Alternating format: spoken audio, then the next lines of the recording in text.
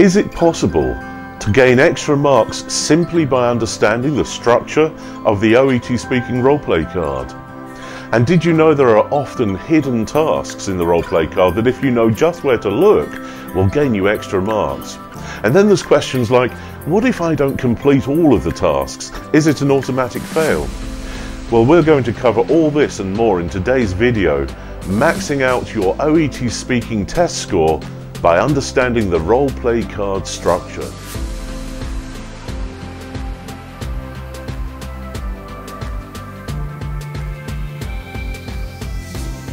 Hi, my name's Richard Foster. I'm a trainer and assessor for Benchmark Education Solutions. Today we're going to talk about how simply understanding the structure of the OET Speaking Roleplay card can help you max out your score when it comes to final marking. So what do we mean by that? Well, in a moment I'm going to show you a Roleplay card on my computer, but first let me tell you, the things we're going to talk about in today's video are the things that you will cover during that first 3 minutes prep time during the OET Speaking exam. We're going to teach you, therefore, how to max out your productivity as well, how to spend your time wisely in order to get the best out of that exam. So, let me take you over to my computer screen. This is a very typical Roleplay card, similar to what you would find in the exam. Now, as we mentioned, we're looking out for 3 key things. The first thing is understanding the setting. The second thing is understanding background information. And the third thing is looking for tasks that may be hidden in some way. So let's start with that first one, the setting. As you know, it's a very simple choice that you have. Often it's a hospital ward or it's a general practice. It could be an emergency department. It might be a home visit. Very typical scenarios for a typical nurse or a doctor.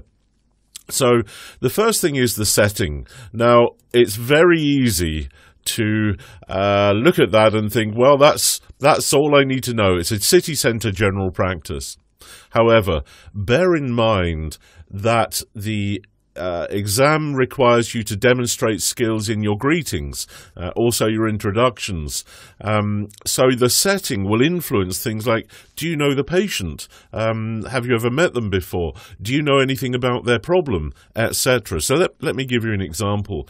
If this were an emergency department, the chances are you know nothing about the patient. You have to deal with the emergency and it's urgent.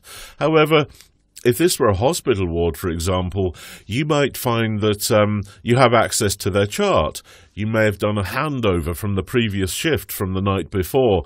So you know something about the patient. You might know their name. You might know why they came into the hospital ward and those types of things. So can you see now? It may make a difference simply knowing the setting of the Roleplay card. Now, if the Roleplay card indicates that you've met the patient before, maybe this is a follow-up appointment, or maybe the patient's coming back for some tests, or maybe to have a wound checked over, maybe there's reasons why recently you've seen the patient, then you'll probably know the patient's name, in which case your greeting will include their name. However, if the Roleplay card simply doesn't say any of those things, or there's no indication, you're faced with a choice, and there's 2 options that you can follow. The first one is, if you're not sure of the name, you can make the name up, and the interlocutor will work with you using that name. However, another thing you might do is kind of pretend that you're just making sure that the record that you have in front of you is correct. And you might say something to the patient like, okay, I just want to make sure our record's correct. Would you mind confirming your name for me, please? And then the patient will respond with their name. So can you see that simply understanding the setting will already influence?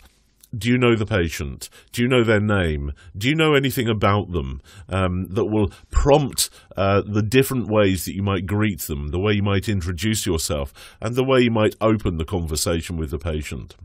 So it's really important not to just skip over the setting. It does influence. Of course, another example might be that you're visiting a patient at home. Maybe as a nurse you're going to check on a dressing that needs changed, or maybe you're just doing a follow-up because it was something arranged with the hospital after an operation. In which case, when you knock on the patient's door, you already know their name. All you then have to do is introduce yourself. You already know something about the issue and the reason for your visit. Therefore, your approach is very different. All of this depends on the setting, whether it implies whether you know the patient or not. Now, the next section of the roleplay card is what we might call background information about the patient. It's a brief summary of the problem that the patient is experiencing. However, there is or can be a temptation to use that information as part of your broad opening statement to the patient, stating how much you understand already about the patient. However, be really careful with this. Bear in mind that you're also being marked on active listening. You're also being marked on gathering information. And you're also being marked on demonstrating skills like summarizing or echoing. Let me give you an example. If in this case, you say to the patient, as part of your greeting and part of your introduction, you say, "Hi, yes, so I see you brought your daughter in with you, and she's 2 years old. I've noticed she's had the flu for a couple of days, and now she's got a problem with breathing, and last night there was a bit of a problem. She was making a kind of a barking noise." The problem is, if you go and make that statement, effectively summarizing the information that's on the roleplay card, you now cannot demonstrate skills like active listening. You can't demonstrate a skill of echoing or summarizing. You can't demonstrate that you're gathering information, because all you've done is made a statement about everything you already know. That simply will not allow you to demonstrate those skills. The alternative is simply to say to the patient, "So, what brings you here today?" And you can then, the patient will then describe to you, "Oh, doctor, yes, my daughter, this is Lucy, my daughter, and she's only 2 years old, but she's had the flu for about 2 days, and, last night we had this real problem. She started coughing, and she kind of made this noise, a bit like a dog barking, and now this morning, she can't swallow properly, and she has a temperature."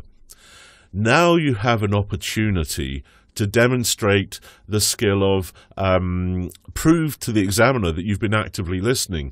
You can also prove to the examiner that you've been gathering information. Well, how do you do that? Simply by summarizing back to the patient your understanding. So you might say something like, okay, Richard, I'm really sorry to hear about Lucy. Let me check my understanding, though. You're saying she's had the flu for 2 days. She had this kind of unusual cough last night that you say sounded a bit like a dog barking. And now this morning she has a problem swallowing and she has a fever. Is that right? Have I covered everything, Richard? Absolutely, doctor. Thank you so much. Now, you've now demonstrated to the examiner that you've been gathering information. Clearly, you've done a good job of it because you're able to repeat it back to the patient. Secondly, it's clear that you've been actively listening. You might even make some noises like, oh dear, I'm sorry to hear that. Phrases that you might use to indicate that you've been actively listening. And the other opportunity that summarizing the patient's information back to them gives you is that you may have missed something, and the patient can now fill in the gap for you and say, "Oh, and don't forget such and such," and so on. So do you see the point? Be careful. Unless the role-play card already indicates that you know the patient, you know their history, it's better to try and get the patient to explain how things are going and the reason for their call. Now, whilst we're on the subject of the background information, you'll notice in this case the actual patient is a daughter, a 2-year-old daughter. So in the exam, if you find that there's a second person in the room, like in this case the daughter, bearing in mind it could be an adult, make sure that you acknowledge the existence of that second person. be careful not to make an assumption about the relationship of that second person with the patient, with the adult that you're speaking to, rather. So, for example, in this case, yes, it does turn out to be a 2-year-old daughter. However, it could just as easily be a granddaughter, a niece, a child where a school teacher has brought a child in from the school or a kindergarten. So be careful. Don't make assumptions. Make sure you get the patient to explain it for you. And the second point is, when you're now hearing about who the patient is, as part of your introduction, you might say, having got the name from the patient, you might say something like, and who's this young lady we have with us? Oh, that's my daughter Lucy. She's only 2 years old. Oh, hi Lucy, nice to meet you. Do you see, you've acknowledged the existence of the second person in the room. Just bear in mind that that second person could be an adult. Maybe it's an elderly lady, and the son has brought the elderly lady in because she's his mother and she now has Alzheimer's and he's really worried about her. But again, go through the same process of the greeting. Bear in mind you're gaining marks for empathy. You're gaining marks for getting to know the patient, picking up on the patient's cues, and so on. So again, it really comes back to studying and getting the structure of the roleplay card accurate in your mind. Now, of course, the next part of the roleplay card is a list of tasks. And typically there's between 3 and 7 tasks. And let me emphasize at this point, just a reminder, this exam is not about clinical knowledge. It's not about your medical skills or medical knowledge. This exam is about communication, about using language skills to form a professional relationship with a patient. Now, just going back to the tasks, there are between 3 and 7 tasks.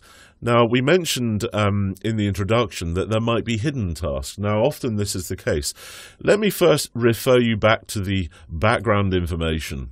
You notice these words, after an examination. Now, it's not a bullet point. It's not in the list of tasks. However, it is an implied task. You are required to prove or demonstrate in some way that you've done an examination. So you need to go through the process of saying, perhaps in your conversation with a patient, you might say something like, would it be okay to examine Lucy? Or what I'd like to do is I'd like to examine Lucy, then I may have some more questions, and then we'll talk about the treatment plan. How does that sound? But do you see the point? There's actually a hidden task in the background information. The other thing to look out for is that there are often, within these individual tasks, make sure you read them really well, because often there's a little subtask mentioned. So actually, within one task, you're actually finding that there are 2 tasks. So in fact, this line here could be considered under that banner, under that title of having 2 tasks. For example, it says, advise on a treatment plan, but you're covering multiple things here. You're giving something for the fever. You're going to give something to help reduce the inflammation and swelling.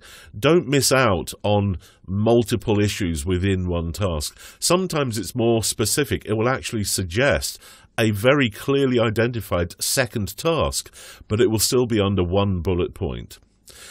So I hope that begins to make sense. When you're preparing for the OET speaking exam, make sure that just you take time to understand the structure, the background information, and the approach to that structure in order to gain extra marks. So let me summarize for you. Make sure you think about what the setting means for your introduction. Be careful not to use the background info about the patient as part of some large opening statement. Allow yourself to gain more marks for things like gathering information, active listening, summarizing and echoing. In the background info about the patient, watch out for implied or hidden tasks. For example, if the roleplay card says, after examination you diagnose X, that phrase, after examination, is an implied task, isn't it? And also, when reading through the task, look out for those little subtasks that you may miss on the first read. Nice speaking with you today. I hope this helps.